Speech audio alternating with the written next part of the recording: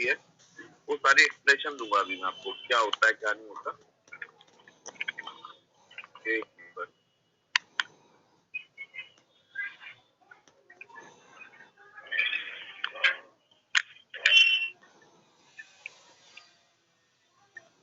अब ये लिखा है, देखिए मैंने फ्लोटिंग एक्सचेंज रेट होती है ना, इसके अंदर होता क्या है, ये ना जैसे इसका पूरा एग्जांपल दूंगा मैं बहुत अच्छे से। जैसे ना यहाँ पर आरबीआई ने एक गाइडलाइन जारी करी कि जो बायर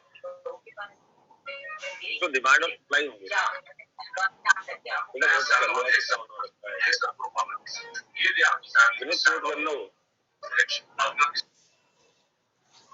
देखिए मतलब जब मैंने फ्लोटिंग एक्सचेंज रेट में होता क्या है, इसमें ना डिमांड और सप्लाई दोनों मिलकर ना एक्सचेंज रेट को डिसाइड करती है। डिमांड और सप्लाई मिलकर फॉरेन एक्सचेंज रेट को डिसाइड करती है। भाई बायर और सेलर ने दोनों ने मिलकर फॉरेक्स रेट को डिसाइड कर दिया है, मतलब 50, मतलब जो भी रेट डिसाइड करते हैं बायर सेलर करते हैं, बट इसका कंट्रोल पूरा का पूरा किसका रहता है बच्चों, आरबीआई का। Control by the central bank, by central bank. अब ये कंट्रोल किस तरीके से होता है वो मैं आपको समझाना चाहता हूँ उसके अंदर। जैसे आरबीआई ने गाइडलाइन जारी कर दी कि डॉलर का रेट ना 50 रुपीज के आसपास रखोगे आप लोग, मतलब 50 रुपीज से थोड़ा सा अप डाउन हो सकता है, जैसे 49 तक हो सकता है या 51 तक हो सकता है, इससे ऊपर और नीचे नहीं जाएगा, इससे ऊपर और नीचे नहीं जाएगा, ये बोला जाता है इसके अंदर।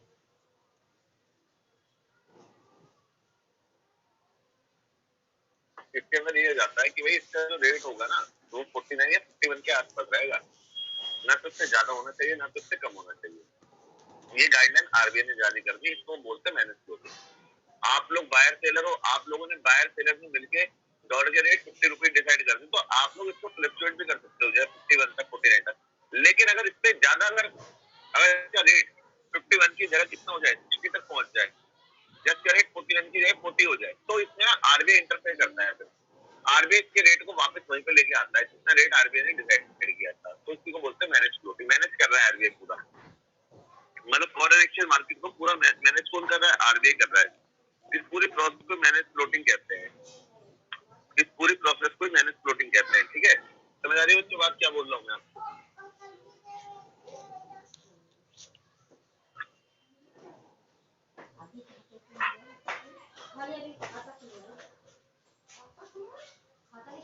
बच्चों रब कर दो, लिखना शुरू करो।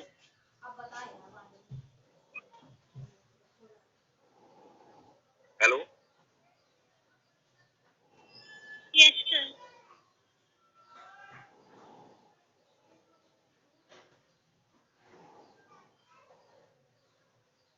देखिए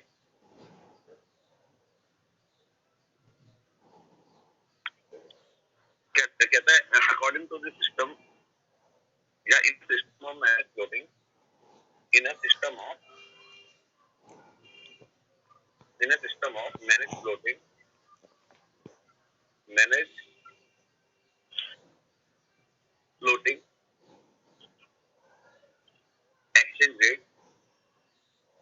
exchange rate is determined by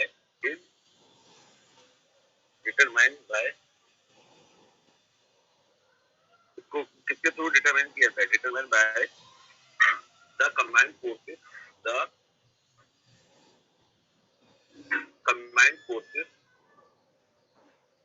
combined forces of demand and supply.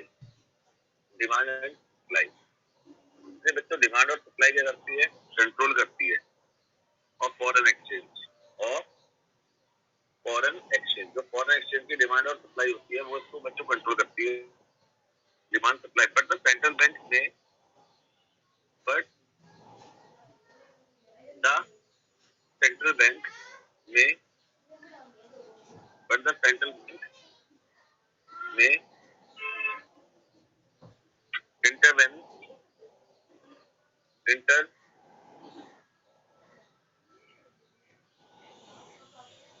Intervene या इंटरफेरेंस को लिखते हो आप, इंटरफेरेंस को लिखते हो, इंटरवेन टू बाय और cell buy, sell foreign currency. To buy or sell foreign currency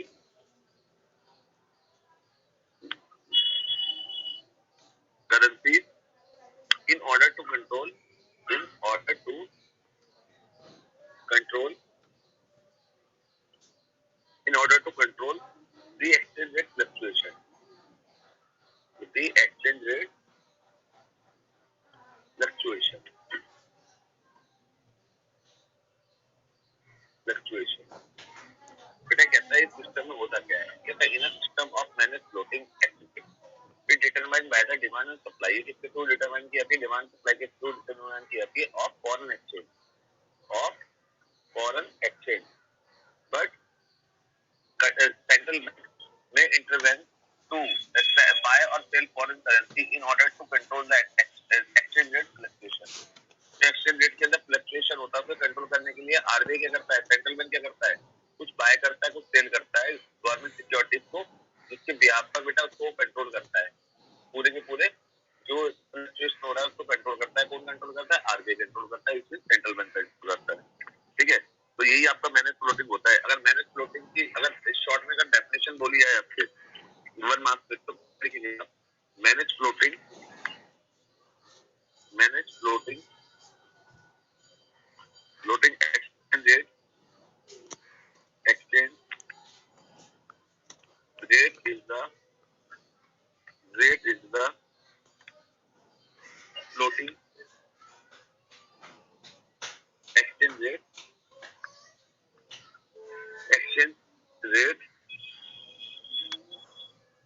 which can be influenced by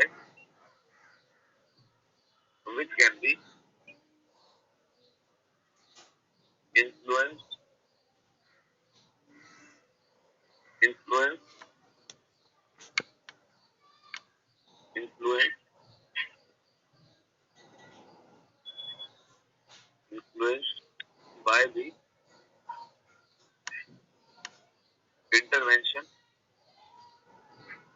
intervention of central bank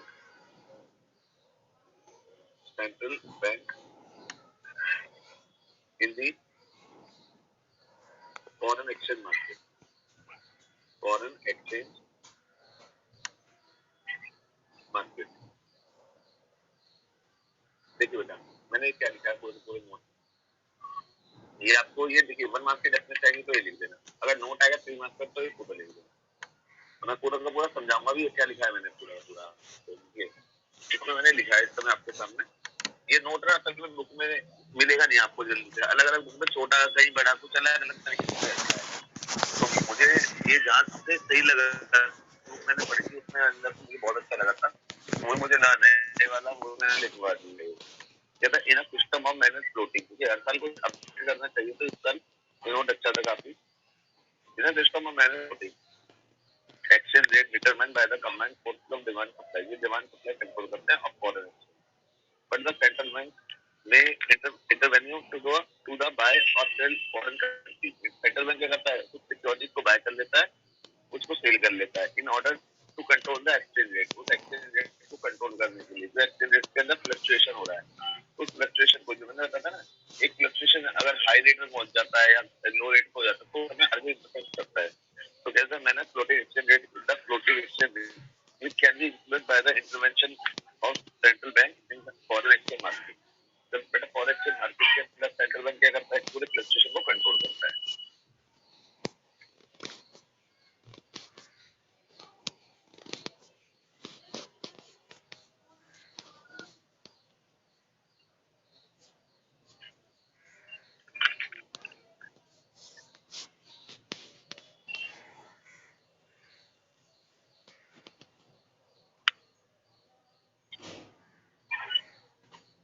बच्चों इसको हेलो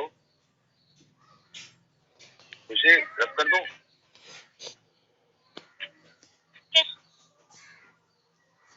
आकांक्षा भी आ रही है. विनय लक्ष्मी शुभम छुट्टी मत करेगा यार. दिव्या रब कर दूं.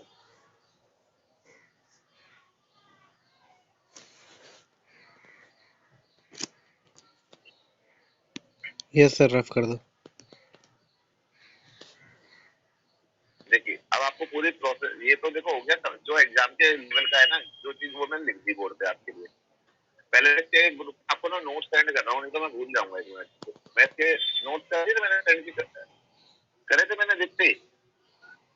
फॉरेन एक्सचेंज रेट का नहीं करा। No sir.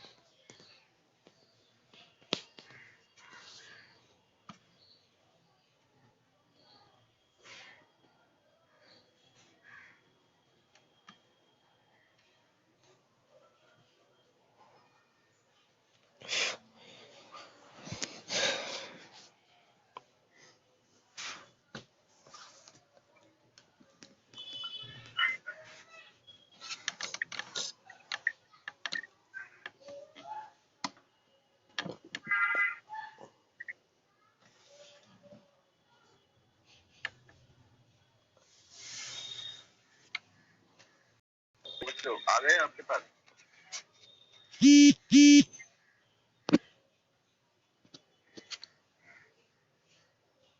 Hello yes sir, आ गए।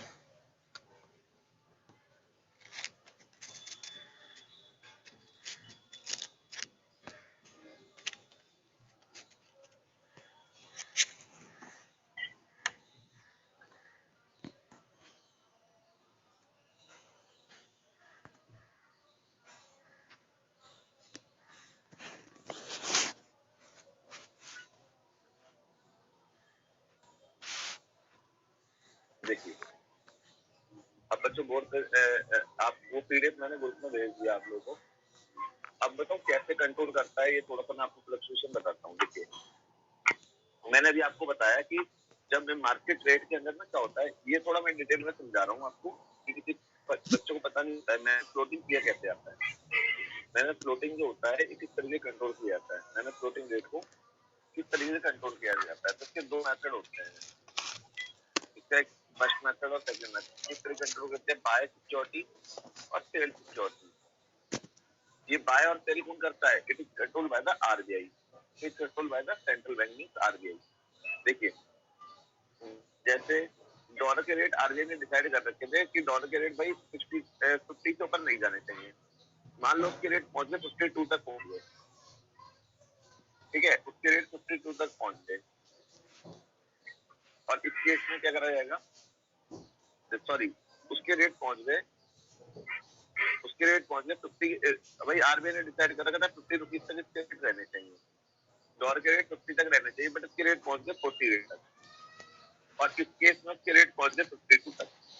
मतलब जो भी आरबीआई ने रेट 50 रुपए डिसाइड करा था, एक केस में तो प्राइस कम हो गया डिसाइड, मतलब बायर सेलर ने आपस में मिलकर कम डिसाइड कर दिया, केस में ज्यादा कर लिया डिसाइड। तो आरबीआई इसमें इंटरफेयर करता है, तो आरबीआई केस में क्या करता है, डॉलर को बाय कर लेता है, मतलब डिमांड बढ़ा देता है, डॉलर कुछ चले आता है के लिए। किसी की डिमांड बढ़ेगा तो उसका प्राइस क्या हो जाएगा, प्राइस होकर 50 हो जाएगा। तो प्राइस डॉलर का राइस नहीं होगा डिमांड बढ़ने वैसे, तो इससे क्या करता है, बाय कर लेता है गवर्नमेंट सिक्योरिटीज को। यहाँ क्या करता है, फॉरेन करेंसी को बाय कर लेता है to increase the value of foreign rate, foreign currency rate। तो सेंट्रल बैंक बाय। सर आपकी वॉइस कट रही है। बेटा आ रही है मेरी वॉइस आपको? हेलो यस सर, आ रही है। मानव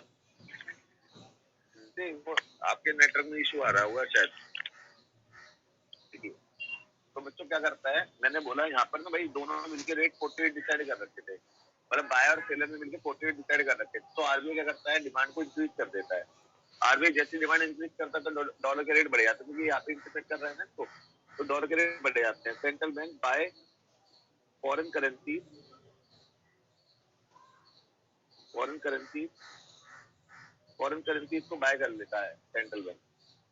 central bank, central bank by foreign currency in foreign exchange market, foreign exchange market, exchange market, market.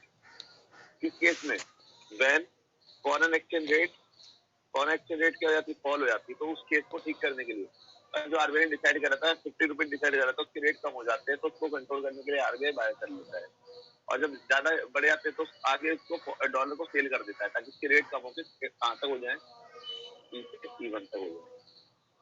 तो ये कहाँ तक हो जाए? 50 तक हो जाए, 50 से 51 हो जाए।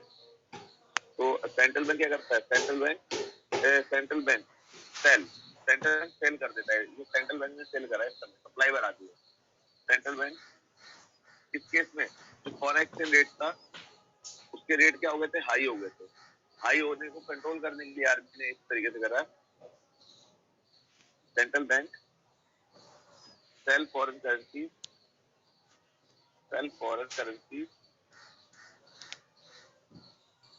इन foreign exchange market, foreign exchange market.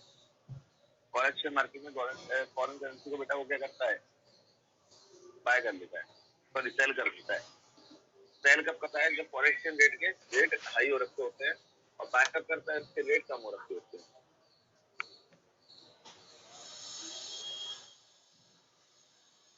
अच्छा हुआ, समझ आया तुम्हें?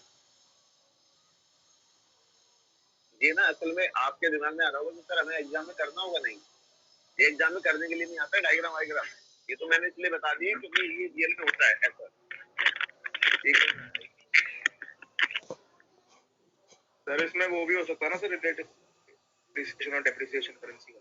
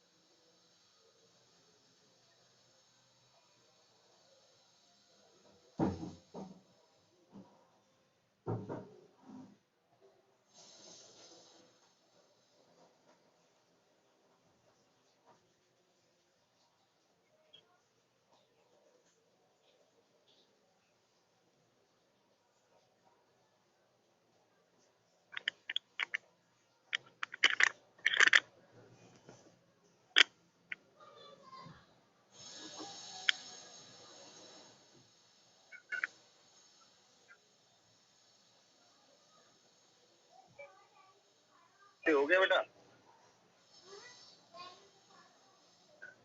Yes, sir. देखिए अब 10वीं चैप्टर तो हो गया आपका खत्म, लेकिन ना मैंने एक टॉपिक है तो मैंने डेप्रिसिएशन का, ये मतलब फ्लक्चुएशन का आता है टॉपिक। इसमें मैं आपको एक टॉपिक बताऊंगा और उसी के बेसिस पे आप लोग को सारे कर लेने। ये खत्म हो गया चैप्टर तो, और नोट्स मैंने जो भेजे हैं ना उसमें अभी उसमें भी बता दूंगा कैसे करने होते हैं। देखिए एक आता है change of demand supply, effect on foreign exchange rate. Foreign exchange rate, foreign exchange के अंदर क्या इफेक्ट पड़ता है?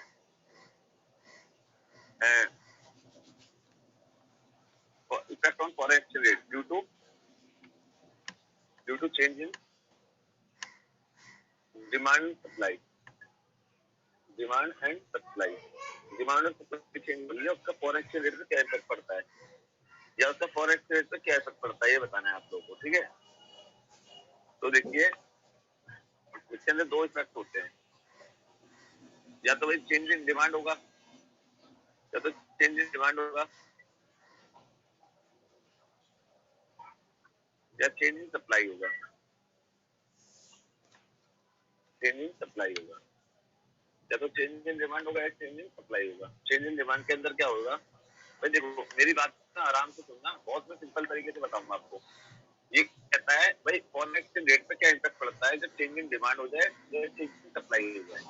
भाई डॉलर की डिमांड हम लोग ज्यादा करने लगे हैं, डॉलर की डिमांड हम कम करने लगे, तो फर्स्ट केस होता है change in demand, change in demand of foreign exchange, demand of foreign exchange.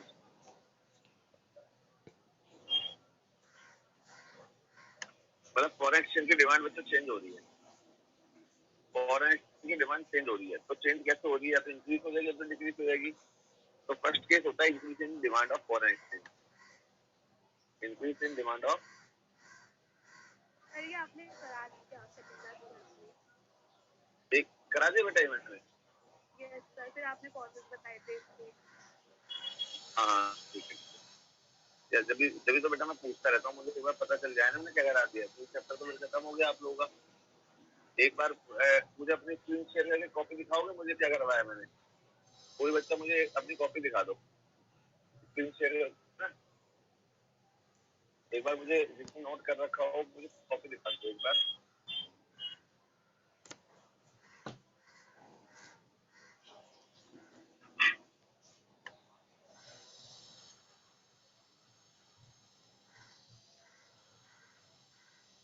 कर रहे हो बच्चों कोई कॉपी? अगर शेयर कर रहे हो तो मुझे बता देना कौन कर रहा है, तो मैं उसकी आईडी खोल दूंगा ना, मैं दूर जाऊंगी। अभी तक तो बस मुझे एक बार लास्ट क्लास का पेज दिखा दो, अरे जो जो करवाया था मैंने। जितने आपने तो नोट करा होगा,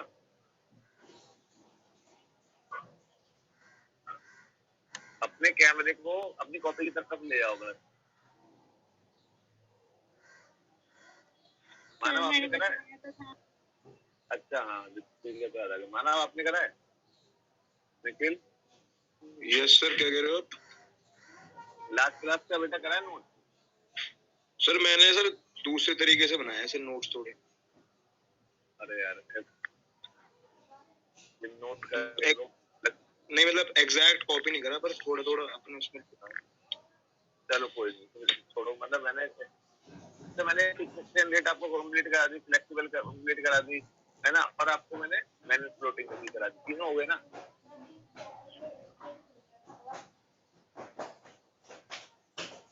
ये सर तीनों, वो तो तीनों गए सर, तीसरा वाला आज हुआ।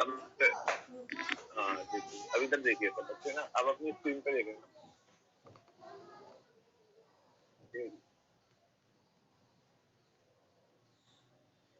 थोड़ा सा मुझे भी बताना है, वो मैं बता दूँ तो मैं जब स्टार्ट कर देते हैं। आपको स्क्रीन दिख रही होगी है ना? देखिए इसमें बेटा यहाँ से नोट स्टार्ट है, what is the meaning of foreign exchange rate? Foreign exchange rate क्या होती है? तो ये पहले लिखा फॉरेन एक्सचेंज क्या होता है, तो it is the mean of foreign currency for a domestic country. Foreign currency जो हमारी कंट्री के लिए होगी वो सारा का सारा इंडिया के लिए फॉरेन एक्सचेंज होगा। जैसे यूएस डॉलर हो गया, यूके पाउंड हो गया, यूरोप के लिए यूरो चलता है, ठीक है। फॉरेन एक्सचेंज रेट क्या होती है? Eight which the currency of one country can be exchange for other. जिसमें एक करेंसी को दूसरी करेंसी में कन्वर्ट किया जाता है उसको फॉरेन एक्सचेंज रेट बोलते हैं। अब इसके नीचे आपको एक और में डेफिनेशन दी हुई है। फिर अगला क्वेश्चन दिया है फॉरेन एक्सचेंज मार्केट क्या होती है एंड इट्स फंक्शन। तो it is a place where currency of different countries are bought and sold. जहाँ पे अलग अलग कंट्रियों की करेंसी को खरीदा और बेचा जाता है। उसी के बच्चों हम क्या कह देते हैं? उसको हम फॉरेन एक्सचेंज मार्केट बोल देते हैं। उसको हम क्या बोल देते हैं? फॉरेन एक्सचेंज मार्केट बोल देते हैं, ठीक है। ये आपको समझ आ गया होगा फॉरेन एक्सचेंज मार्केट क्या होती है। अब इसके बाद मैंने आपको पढ़ाया था, अगर आपको याद होगा, फॉरेन एक्सचेंज मार्केट के फंक्शन क्या होते हैं। देखिए फंक्शन क्या होता है इसका, एक फंक्शन ट्रांसफर फंक्शन, एक होता है क्रेडिट फंक्शन, एक होता है हेजिंग फंक्शन। हेजिंग फंक्शन पढ़ने से पहले मैं आपको एक लास्ट में टॉपिक पढ़ाता हूँ। पहले यहाँ पे आपको ये दिख रहा है कुछ इंपॉर्टेंट डेफिनेशन लिखी हुई है। जो एक होता है स्पॉट मार्केट, एक होता है स्पॉट रेट ऑफ एक्सचेंज, एक होता है फॉरवर्ड मार्केट, एक होता है forward rate of exchange. Spot market क्या होती है? जब भी आपको प्रेजेंट में अभी डॉलर खरीदना है तो आप कौन सी मार्केट में जाओगे? स्पॉट मार्केट में जाओगे। जैसे आपको एट प्रेजेंट अभी डॉलर परचेज करना पड़ जाए तो आपको किसी मार्केट में जाना पड़ेगा ना। उस मार्केट का नाम होता है, मतलब फॉरेन एक्सचेंज मार्केट के अंदर भी दो मार्केट होती है, मतलब दो डिपार्टमेंट होते हैं उसके अंदर। एक होता है स्पॉट मार्केट, एक होती है फॉरवर्ड मार्केट। तो अगर आपको डॉलर अभी खरीदने हैं तो आपको स्पॉट मार्केट में जाना पड़ेगा। तो it is a foreign exchange market where transaction are carried out on the spot or current basis। यहाँ पे स्पॉट और करंट बेसिस पे कोई भी ट्रांजेक्शन होती है उसको बच्चों में स्पॉट मार्केट बोलते हैं। फॉरेन मार्केट क्या होती है? It is exchange rate at which it decided on spot on current basis. जो अभी मार्केट में रेट चल रहा होगा ना, डॉलर का रेट चल रहा होगा फॉरेन करेंसी का, तो उसे हम क्या बोलेंगे? स्पॉट रेट ऑफ एक्सचेंज बोलेंगे। उसे हम बोलेंगे स्पॉट रेट ऑफ एक्सचेंज बोलेंगे, ठीक है। इसके बाद नेक्स्ट टॉपिक लिखा हुआ फॉरवर्ड मार्केट। फॉरवर्ड मार्केट क्या होती है? जैसे आपको डॉलर ना अभी 4 महीने बाद खरीदना है, तो 4 महीने बाद डॉलर खरीदने के लिए आपके पास पैसे तो भाई अभी आपको पता है डॉलर के रेट 50 रुपीज चल रहे हैं और आने वाले बाद आफ्टर 4 मंथ इसके रेट 70 भी हो सकते हैं, 80 भी हो सकते हैं। तो अभी जाकर तो बुक करा दो। कौन सी मार्केट में बुक करवाओगे? उस मार्केट का नाम होता है फॉरवर्ड मार्केट। तो कहता है it is foreign exchange market where transaction carry on future basis. जहाँ आप डॉलर को बेटा फ्यूचर के लिए बुक करवा देते हो, है ना, तो उस मार्केट का नाम होता है फॉरवर्ड मार्केट। क्या नाम होता है? फॉरवर्ड मार्केट होता है उसका नाम। तो फॉरवर्ड मार्केट कौन सी मार्केट होती है आपको थोड़ा सा पता चल गया होगा। फॉरवर्ड मार्केट वो मार्केट होती है, कहता है forward market it is a foreign exchange market where transaction are carry out on the future basis. और देखिए मार्केट के अंदर दो तरह के रेट चल रहे होते हैं, एक करंट के लिए, एक फ्यूचर के लिए। करंट के लिए भी चल रहा होगा वो स्पॉट मार्केट का रेट होगा और फ्यूचर के लिए जो रेट चल रहा होगा फॉरवर्ड मार्केट का रेट होगा। तो जो फॉरवर्ड मार्केट का रेट होगा उसको बोलते हैं फॉरवर्ड रेट ऑफ एक्सचेंज। लिखा है ना, forward rate of exchange. It is an exchange rate decided on the future basis in a forward market. जहाँ पे बेटा फ्यूचर के को लेकर रेट डिसाइड होता है उसको फॉरवर्ड मार्केट बोलते हैं, ठीक है ना। तो ये चारों मार्केट होती है, चारों मार्केट होती है। मार्केट दो होती है, स्पॉट मार्केट होती है और फॉरवर्ड मार्केट होती है। स्पॉट मार्केट में करंट ट्रांजेक्शन किए जाते हैं और फॉरवर्ड मार्केट में फ्यूचर को लेकर ट्रांजेक्शन किए जाते हैं। अब जो मैं आपको ये पढ़ा रहा था अभी, ये इसके फंक्शन, फॉरेन एक्सचेंज मार्केट क्या है और and its function. Foreign exchange market मैंने बताया वो प्लेस होता है जहाँ पे डिफरेंट कंट्रीज की करेंसियों को क्या किया जाता है? बॉट और होल्ड किया जाता है, खरीदा और बिका जाता है। इसके अंदर सबसे पहला पॉइंट होता है ट्रांसफर फंक्शन। तो it help in transferring the purchasing power from one currency to another. भाई इसमें क्या होता है? जैसे आपको डॉलर को यूएस भिजवाना है तो यूएस भिजवाने के लिए आप उसके बाद जाओगे, आप फॉरेन एक्सचेंज मार्केट के पास जाओगे, वहाँ पे आप कैश पे कर दोगे इंडियन करेंसी में और आपकी करेंसी कन्वर्ट होकर कितने जाएगी? यूएस डॉलर में जाएगी। क्या होता है? Credit function. जैसे आपको यूएस को इन्वेस्टमेंट करनी है, यूएस में इन्वेस्टमेंट करने के लिए जब यूएस के अंदर हम इन्वेस्टमेंट करना चाहते हैं तो इसके लिए it help in providing credit channel for international trade. If you want to trade from abroad या with abroad then you should have a purchasing power in form of money or you can say credit। आप यहाँ purchasing power होना चाहिए। वो purchasing power या तो money की form में आपके पास अवेलेबल होगी, नहीं तो आप क्या करो क्रेडिट की फॉर्म में उसे बैंक से लोन ले लोगे। तो डॉलर का की फॉर्म में लोन हमें कौन दिलवाता है?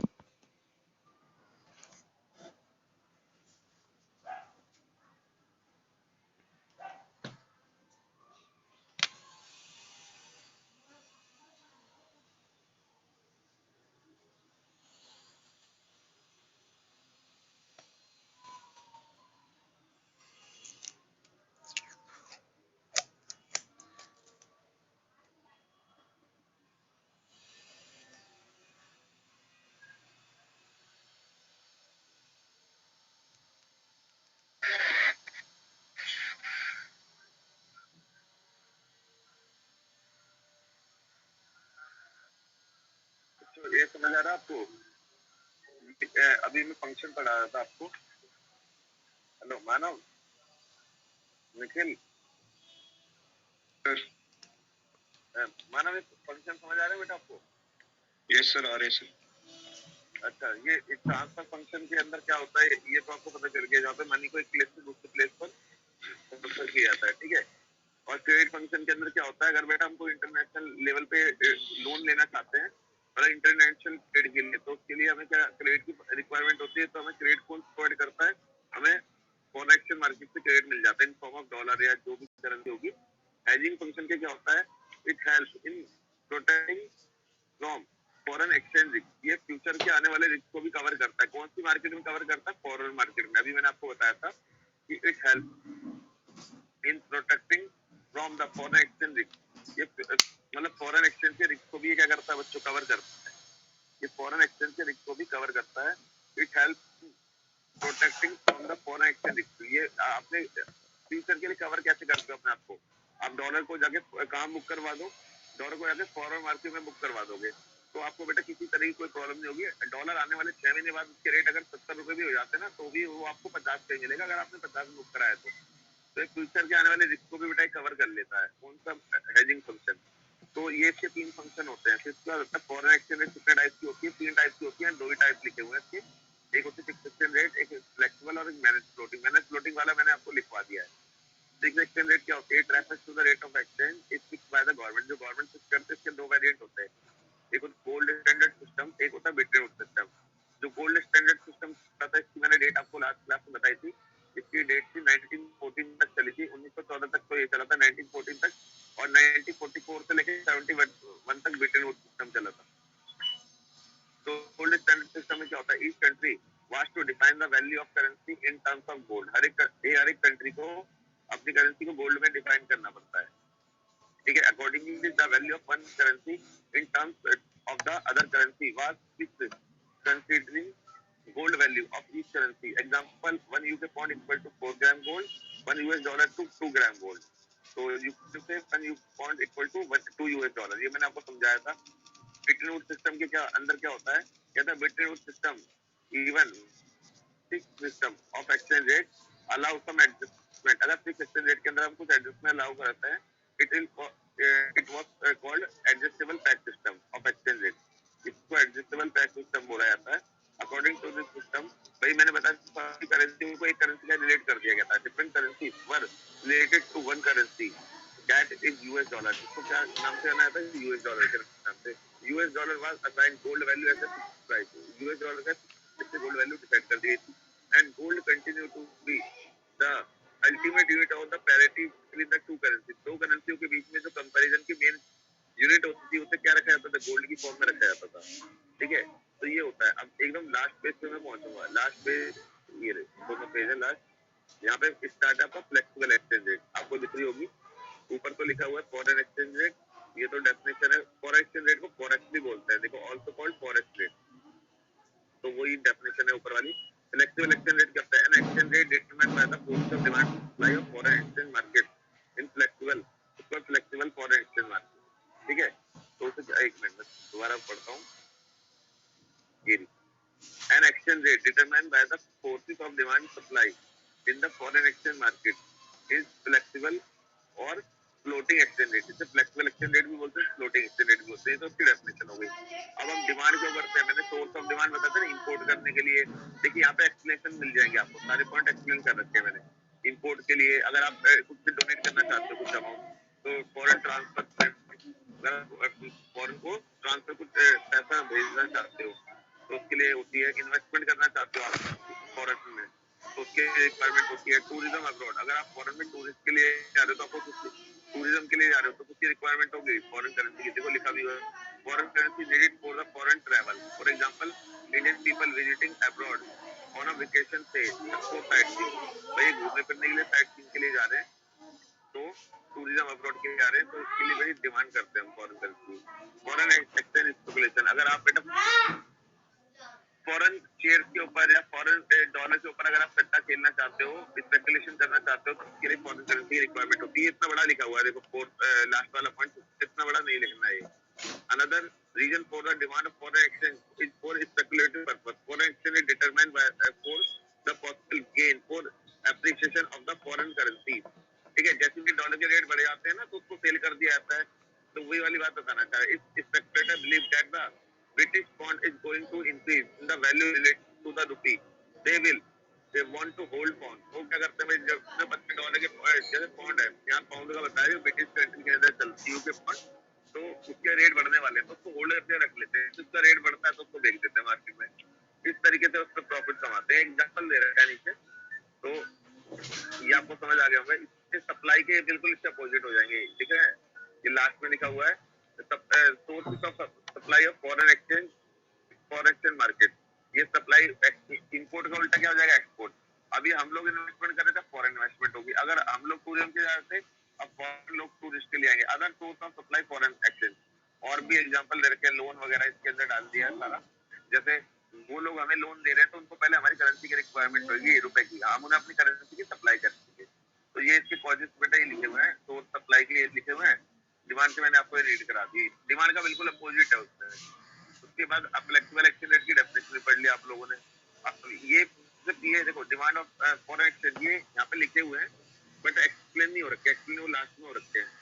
अब एक क्वेश्चन आता है, फिक्स एक्सचेंज रेट और फ्लेक्सिबल में डिफरेंस आता है. ये लिखा हुआ है फिक्स एक्सचेंज रेट और फ्लेक्सिबल एक्सचेंज रेट में. पहले तो दोनों की डेफिनेशन दे देंगे. इसकी डेफिनेशन दे दी, इसकी डेफिनेशन दे दी. इसके नीचे देखते हो स्टेबिलिटी. बेटा फिक्स एक्सचेंज रेट में it ensure stability in the foreign exchange market. Foreign exchange market में इससे स्टेबिलिटी रहती है. और फ्लेक्सिबल एक्सचेंज रेट में क्या रहता है, इसमें क्या होता है, डॉलर के रेट फ्लक्चुएट हो रहे रहते हैं, तो it does not ensure stability in the foreign exchange market. इससे मार्केट के अंदर कोई स्टेबिलिटी नहीं रहती. फॉरेन एक्सचेंज रिजर्व, इसमें कोई गोल्ड नहीं रखना पड़ता. इसमें फ्लेक्सिबल एक्सचेंज रेट में there is no need to maintain huge international foreign exchange reserve. यहाँ पे किसी तरह का कोई रिजर्व नहीं रखना पड़ता, but it required to maintain huge in international foreign exchange reserve. यहाँ पे बहुत क्वांटिटी में आपको फॉरेन एक्सचेंज का रिजर्व रखना पड़ता है. जो फिक्स एक्सचेंज रेट है, it is old and outdated system that does not current use. इसका कोई करंट में यूज नहीं है, but it is a scientific and new and current use. ये करंट में यूज किया था. कौन सा वाला फ्लेक्सिबल, जो डॉलर के रेट आप सुनते रहते, इसके रेट बढ़ रहे हैं, इसके रेट घट रहे हैं, तो इसका करंट में यूज किया जाता है. इसके अलावा ये मैंने कुछ आपको ये चीज समझाना चाहता हूँ मैं. मेन देखो, ये क्वेश्चन इतनी बार आता है, इसको इसी तरह चार्ट बना के आना. ये चार्ट जैसा बना हुआ है ना, आपके सामने दिख रहा होगा आपको सब बच्चों को. इस चार्ट बन रहा है, तो इसे इसी चार्ट इसी तरीके से करके आने क्वेश्चन. ये एक क्वेश्चन करोगे तो आपके 6 क्वेश्चन कंप्लीट हो जाएंगे. इससे बताता हूँ कैसे. वो कहता है give 2 reason why demand for foreign currency decrease with foreign exchange rate increase. जब डॉलर का रेट बढ़ता है तो उसकी डिमांड क्यों डिक्रीज हो जाती है, इसका रीजन बताना है आपको. जब फॉरेन एक्सचेंज रेट का जब फॉरेन एक्सचेंज रेट का प्राइस क्या होता है, फॉरेन एक्सचेंज रेट का प्राइस हाई होता है, तो हमारी करेंसी की डिमांड क्यों कम हो जाती है. तो ये बताना चाह रहा है कि foreign exchange rate increase, dollar भाई 40 से 50 का हो जाता है, तो हमारे लिए भाई फॉरेन से कुछ भी इंपोर्ट करना क्या हो जाएगा, महंगा हो जाएगा. पहले हमें $1 का माल खरीदने के लिए 40 रुपीज पे करते थे, 50 पे करने होंगे. तो import of goods service will become expensive. ये एक्सपेंसिव हो जाएगा हमारे लिए. फॉरेन में घूमना भी क्या हो जाएगा, एक्सपेंसिव हो जाएगा. Tourism become also expensive. और जैसे तो demand of import of goods service decrease हो जाएगी, और इधर लिखा नंबर ऑफ टूरिज्म डिक्रीज हो जाएगी. जब पूरे देश के लोग फॉरेन में कम जाएंगे घूमने के लिए, तो डॉलर की डिमांड बच्चों लोग क्या करेंगे, कम करेंगे. तो जब उसकी डिमांड कम होगी और गुड सर्विस के लिए भी डिमांड कम होगी, तो finally demand for foreign currency will decrease. तो डिमांड फॉरेन करेंसी डिक्रीज हो जाएगी. बेटा एक चार्ट अगर आप बना देते हो ना एग्जाम में, तो इसका कहते हैं अलग इंप्रेशन डालती है टीचर के ऊपर 100 मार्क्स देने के लिए आपको. तो आपको पहली बात तो ये ध्यान रखनी है सब बच्चों को, ये आपको चार्ट अच्छे से पता होना चाहिए. अब ये नहीं कि 2 ही पॉइंट आपको लिखने हैं, आपको इतने सारे पॉइंट मैंने बता रखे हैं. जैसे तो इंपोर्ट का हो गया, टूरिज्म का हो गया, स्पेकुलेशन डाल सकते हो, इन्वेस्टमेंट डाल सकते हो, है ना. जो ऊपर ये पॉइंट नहीं बता सकते, ये रहे देखिए, ये ये इनमें से कोई पॉइंट निकाल सकते हो आप. देखो जैसे इंटरनेशनल, अगर आप किसी को लोन देना चाह रहे हो, है ना, डायरेक्ट परचेज अगर परचेज करना चाह रहे हो, तो भाई इन सब के लिए डिमांड क्या हो जाती है. तो ये कहता है अगर डॉलर के रेट बढ़ते हैं तो किस चीज पे इम्पैक्ट पड़ता है, तो टूरिज्म पे इम्पैक्ट पड़ता है, इंपोर्ट पे इम्पैक्ट पड़ता है, स्पेकुलेशन पे इम्पैक्ट पड़ेगा इसका. तो इससे चार्ट बना के फिर इन पॉइंटों को एक्सप्लेन भी करना पड़ता है. कभी आप एक चार्ट बना के छोड़ दो नहीं. आपकी हेडिंग बनेगी decrease in import of goods and service, दूसरी हेडिंग बनेगी decrease in number of tourism. फिर इसी बात को उसके अंदर लिख देना होगा. जैसे डिक्रीज इन अब import the import of goods and services. When the foreign exchange rate increase from 40 to 50 rupees, then import of goods and services will be expensive. So demand for the import of goods service decrease. Therefore, demand for foreign currency will also decrease. मतलब इन्हीं तीनों पॉइंटों को line से एक साथ मर्ज करके उस point को एक्सप्लेन करना पड़ेगा आपको. ऐसे ही आपको ये वाला करना पड़ेगा नंबर ऑफ टूरिज्म डिक्रीज वाले में. तो उसमें आपको हेडिंग बनानी पड़ेगी decrease in number of tourism. When the foreign exchange rate increase from $1 40 to 50 rupees, then tourism becomes expensive. Number of tourism decrease, and so therefore demand for foreign currency will. ये मेरी बात है, आपको समझ आ रही होगी. तो आप बहुत से क्वेश्चन अटेम्प्ट कर सकते हो उसके अंदर से. जो डिमांड के भी अटेम्प्ट हो जाएंगे, इंक्रीज के हो रहे हैं, डिक्रीज के भी हो जाएंगे इसके अपोजिट में, है ना. तो इसी तरीके से बेटा ये चार्ट मैंने इसलिए बनाए थे ताकि आपको समझ आए इसके लिए. अब जैसे ये क्वेश्चन बोल रखा है व्हाई देयर आर, ये लिखा है why there is an inverse relationship between foreign exchange rate and demand for foreign currency. ये चार्ट को इसका आंसर मैंने पीछे भी लिखा हुआ है, सबसे लास्ट पेज पे आपको दिखेगा. डिमांड का foreign exchange downward sloping by, इसका स्लोप डाउनवर्ड क्यों होता है. तो भाई देखिए, जब आपको मैंने बताया था यहाँ पे एक छोटा सा आपको डायग्राम दिख रहा होगा. जैसे डॉलर का रेट कम होता है तो उसकी डिमांड बढ़ जाती है, इसलिए डिमांड का डाउन स्लोप का होता है. तो लिखा है डिमांड का foreign exchange down sloping because of inverse या नेगेटिव रिलेशन बिटवीन. इनके बीच में कौन सा रिलेशन होता है बच्चों? इनवर्स रिलेशन होता है फॉरेन एक्सचेंज रेट में उसकी डिमांड में and demand for foreign exchange. The rise price of foreign exchange fall decrease in the demand for foreign exchange and vice versa. जैसे प्राइस राइज होता है तो फॉरेन एक्सचेंज की डिमांड डिक्रीज हो जाती है. तो इसका डायग्राम बना दिया ये वाला. ये डायग्राम आपको दिख रहा होगा. ये डायग्राम यहाँ ड्रॉ कर देना आप लोग, ये जो मतलब इस वाइस वर्सा के आगे, और फिर इसी को डायग्राम को एक्सप्लेन करा हुआ है. एक्सप्लेनेशन लिखी हुई है ना, जैसे rise in the price of foreign exchange will increase the of purchasing power foreign goods. For example, फिर देखो ये पहले बुलेट में आ जाएगा. ये पहला वाला पॉइंट है ना, और राइट से लेके गुड्स तक का ये पहले उसमें आ जाएगा बुलेट में. दूसरा बुलेट बनेगा example. For example if the rupee dollar exchange rate $1.70 से 75 का होता है, इंडियन हैव टू पे मोर रुपी टू इंपोर्ट यूएस गुड्स. तो हमें यूएस गुड्स को इंपोर्ट करने के लिए ज्यादा पे करना पड़ेगा. This reduce demand for import of foreign goods. इसका हम फॉरेन गुड्स की डिमांड बेटा कम करेंगे. ठीक है, ये दूसरा बुलेट आ जाएगा. देखो जहां जैसे एरो ई मैंने लगा रखे ना, एरो से ये बुलेट में आएगा. ये सारी चीजें बुलेट में आएंगी. जैसे डॉलर महंगा हो जाता है, this reduce demand for import of foreign goods. अब हम फॉरेन गुड्स की डिमांड कम करेंगे. This result in less outflow foreign exchange from India. India से भाई जो फॉरेन करेंसी वो बाहर कम जाएगी. जब आप फॉरेन से माल ही कम खरीदोगे तो इंडिया से डॉलर कम जाएगा बाहर. ठीक है, therefore demand for foreign exchange decrease, other things in constant. इससे डिमांड डिक्रीज हो जाएगी लेकिन अदर फैक्टर कांस्टेंट रहेंगे. इस तरीके से बेटा ये 4 नंबर क्वेश्चन आता है. ये आपको पूरा लिखना पड़ेगा जिस पैटर्न पे मैं आपको बता रहा हूँ. सप्लाई का बिल्कुल इसका अपोजिट हो जाएगा. वहाँ पे पॉलिटिक्स स्लोप का सप्लाई का बनता है, मैंने बना के भी दिखाया था.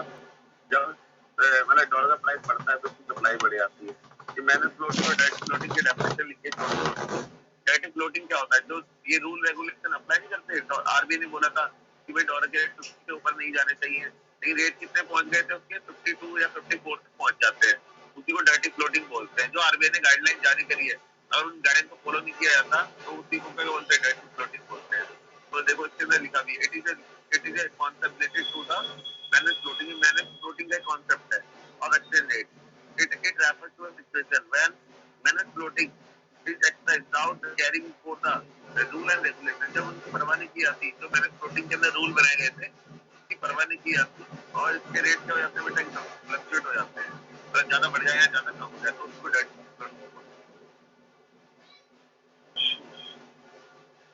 बस ये बताओ. मैं इतनी देर से बोल रहा हूँ, आपको समझ आता है कुछ? बस आप हाँ करते आ रहे हो.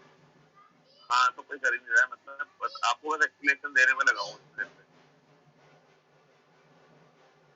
समझ आ रहा है कुछ क्या बोल रहा था मैं इतनी देर से? Sir yes sir. बताऊं बच्चे, ये ना मैंने जो नोट्स आपको भेजे हैं ना, इस नोट्स को भेजने का मेन फंडा ये था कि, और मैंने पढ़ाने का मेन फंडा ये था कि आपको पढ़ रहे हो, है ना. क्योंकि हमें जब तक हम हर चीज लर्न तो कर लेते हैं, लेकिन जब हमें पता ही नहीं होगा हमने पढ़ा क्या है तो एक्चुअल में हम क्या आंसर दे देंगे उसका. इसलिए इतनी देर से मैं पढ़ाने में लगाऊंगा आपको. क्योंकि ये वाला चार्ट जो बना हुआ है ना, why there is no relation between foreign exchange, तो ये चार्ट है. जब बच्चे बोले सर चार्ट बनाना पड़ेगा एग्जाम में, नहीं ये क्रिएटिविटी के काम होते हैं कि आप एक टीचर को एक अलग से इंप्रेशन दिखाना चाहते हो अपना, कि उसकी नजर आपकी शीट पे पड़े और जैसे कि आपको 100 नंबर देने के लिए मजबूर हो जाए वो। तो जैसे यहाँ पे एग्जांपल लिखा है कि इनमें इनवर्स रिलेशन क्यों होता है। देखो अभी मैंने पूरा पैरा यहाँ पे पढ़ाया आपको, ये डिमांड का फॉरेन एक्सचेंज का डाउन फ्लो का क्यों होता है। अब इसका एक चार्ट मैंने यहाँ पे बना रखा है, why there is inverse relation between foreign exchange rate and demand for foreign exchange. तो कहता है फॉरेन एक्सचेंज रेट जैसे इंक्रीज होती है $40 से रुपये का हो जाता है, the import of good service for a domestic country have become expensive. तो हमारी कंट्री का इंपोर्ट करना एक्सपेंसिव हो जाता है।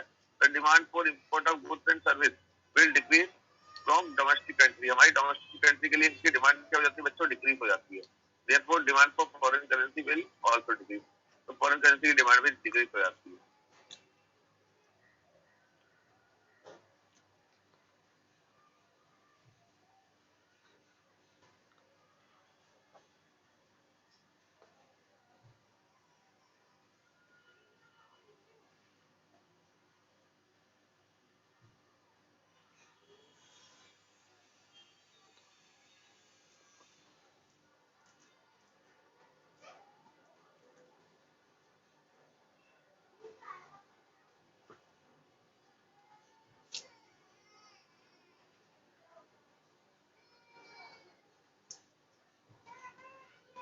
तो बच्चों जाए ना, वो डिमांड का हो गया, सप्लाई का हो गया, ये मैनेज फ्लोटिंग हो गया, ये इक्विलिब्रियम वाला पॉइंट मत पढ़ना। ये वाला इक्विलिब्रियम वाला पॉइंट ना, ये वाला जो आपको डायग्राम दिख रहा है, ये कोर्स हट गया इस बार। इक्विलिब्रियम का पॉइंट हटाया फिर, है ना बच्चे? समझ आया कुछ आपको? Manav, Kanishka, Lakshmi. Yes sir. Sir equilibrium वाला कौन सा कह रहे हो? जो ये डायग्राम नहीं बना हुआ है, ये वाला, ये आपको दिख रहा है, ये वाला डायग्राम, ये वाला हाँ, ये हट गया है कोर्स से मतलब। लेकिन ये सोर्स वोर्स तो बच्चे हैं, वो बस डायग्राम हटाया है कोर्स से। Okay sir. वैसे ये चैप्टर मेरी तरफ से आपका पूरा खत्म हो गया है। पर तो आप लोग उसका टेस्ट देंगे। कौन सा चैप्टर बताया था मैंने आपको टेस्ट के लिए? इंफ्रास्ट्रक्चर एनवायरनमेंट वाला। इंफ्रास्ट्रक्चर और इन्वायरमेंट का टेस्ट देंगे परसों आप लोग। और फिर आपका चाइना का चैप्टर कराएंगे हम संडे को मैं इवनिंग में क्लास कर लूंगा, या वैसे मंडे की भी छुट्टी रहेगी स्कूलों की, तो मंडे या जब भी छुट्टी रहेगी, अगर छुट्टी रही तो मैं उसी दिन ले लूंगा क्लास, आप जब बोलोगे, ठीक है। अगर आपको भी संडे को एपीएल होता है ना बच्चों को, कुछ बच्चों तो मुझसे काफी आते नहीं होती यार। और चलो वो मैं बता दूंगा आपको, सैटरडे की क्लास में मैं रहूंगा, मैं सैटरडे को टेस्ट भेजूंगा तो मैं आपको डिटेल भी बता दूंगा सारी।